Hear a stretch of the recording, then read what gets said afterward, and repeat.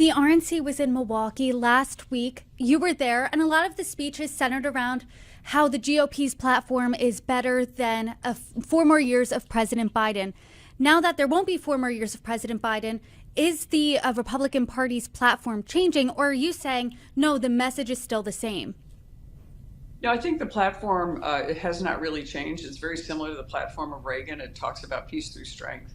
It talks about all the principles of Republican limited government, low taxes, economic prosperity, protecting life. Those are all part of the platform. But I think that it was just a little more general the way the platform was put out. We'll see. It's basically Trump's America First agenda, which was very popular, and bringing our jobs back. That was something very popular, and that's what President Trump went on in 2016. And you've seen that we've completely slipped away from that, but since Biden was elected. And I think that going back to the principles of President Trump, had we been there today, New York, the state and our country would be much more prosperous, much more safe, and our standing in the world would be tremendously better. We would not have wars raging in Europe and the Middle East. Arguably, some of the biggest news to come out of the convention was that Donald Trump selected his running mate, and that is Senator from Ohio, J.D. Vance. What do you make of that selection? Yeah, it's an interesting selection. I don't really know J.D. Vance. I think I met him once at an event, but interestingly, I did read and watch the movie Hillbilly Elegy, which is J.D. Vance's work describing his life growing up in rural Ohio.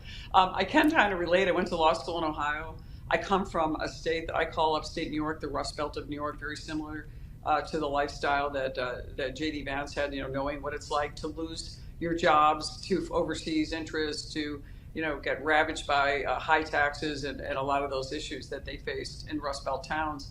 And so I think he brings a story of coming from poverty to making it big, being successful. And I think that's what that's the message that President Trump is trying to say, is that you can be successful in America. You can come from nothing and aspire and rise to be, a senator of the United States, a successful business person, a successful writer with a book and a movie, and also now the nominee for vice president on a major ticket in the United States. I think it's an aspirational story, and it's one that President Trump wants every American to feel that they can also be as successful as J.D. Vance is, regardless of where their roots are.